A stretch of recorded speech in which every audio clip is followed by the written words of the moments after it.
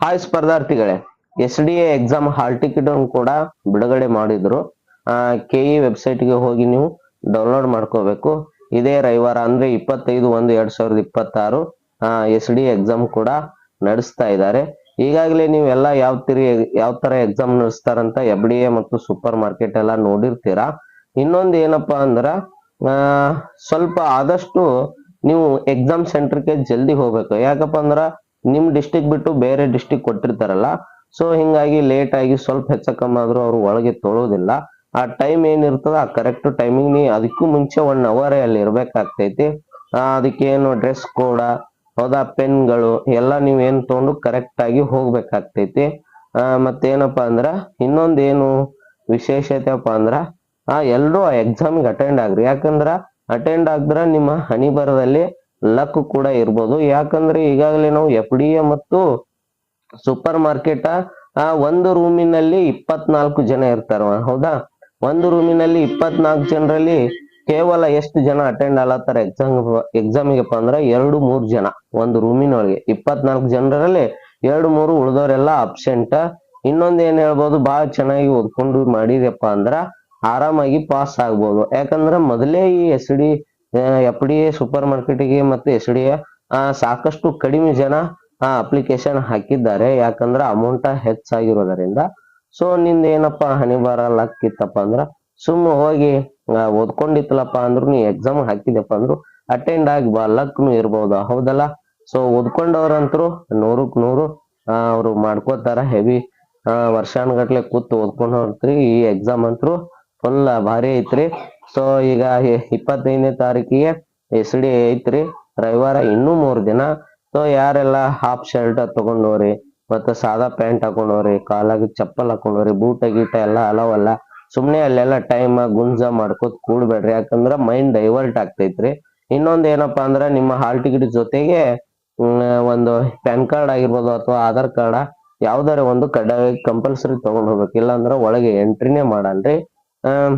ಇನ್ನೊಂದು ವಿಶೇಷತೆ ಏನಪ್ಪಾ, ಹಾಲ್ ಟಿಕೆಟ್ ನಾವೆಲ್ಲ ಏನ್ ಮಾಡ್ತೀರಪ್ಪ ಅಂದ್ರೆ ನೀವೆಲ್ಲ ಹಾಲ್ ಟಿಕೆಟ್ ಚೆನ್ನಾಗಿ ಒಯ್ಬೇಕು. ಅದು ಯಾವ ರೀತಿ ಪ್ರಿಂಟ್ ಕೊಟ್ಟಿರ್ತಾರ ಅದಷ್ಟೇ. ಅಲ್ಲಿ QR ಕೋಡ್ ಇರುತ್ತೆ. ಆ QR ಕೋಡ್ ಸ್ಕ್ಯಾನ್ ಮಾಡಿ ನಿಮ್ಮ ಫೋಟೋ ಒಂದು ತೆಗೆದುಕೊಂಡು ಓಕೆ ಅಂತ ಬಂದ್ರೆ ಮಾತ್ರ ಒಳಗೆ ಅಲೋ ಮಾಡ್ತಾರ, ಇಲ್ಲಂದ್ರ ಮಾಡಲ್ರಿ.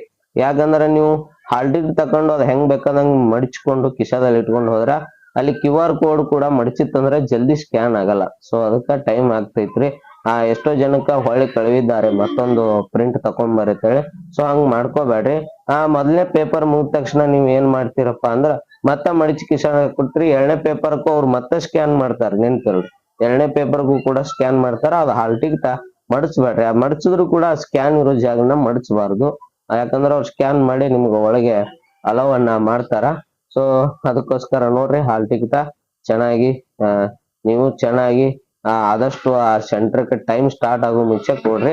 ಇನ್ನೊಂದು, ಈಗ ಕನ್ನಡ ಮತ್ತು ಕಂಪ್ಯೂಟರ್, ಇನ್ನೊಂದು ಇಂಗ್ಲಿಷ್ ಗ್ರಾಮರ್ ಸಂಬಂಧಪಟ್ಟಂಗೆ ಆ ಎಕ್ಸಾಮ್ಗಳಲ್ಲೇ ಏನ್ ಮಾಡ್ತಾ ಇದಾರಪ್ಪ ಅಂದ್ರ ಮೊದ್ಲಿನಂಗೆ ಈಸಿಯಾಗಿ ಕೇಳೋದನ್ನ ಬಿಟ್ಟು ಬಿಟ್ಟಿದ್ದಾರೆ.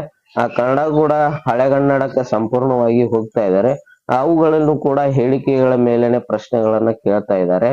ಮತ್ತೆ ಈ ಕಂಪ್ಯೂಟರ್ ಸಂಬಂಧಪಟ್ಟಂಗೆ ಅವರು ಕೂಡ ಇನ್ಪುಟ್ ಔಟ್ಪುಟ್ ಇವೆಲ್ಲ ಕಾಮನ್ ಇದ್ದುವೆಲ್ಲ ಬಿಟ್ಬಿಟ್ರು. ಅವರು ಕೂಡ ಆಳವಾಗಿ ಕಂಪ್ಯೂಟರ್ ಸಿಲೆಬಸ್ಗೆ ಹಿಡಿತಾ ಇದ್ದಾರೆ.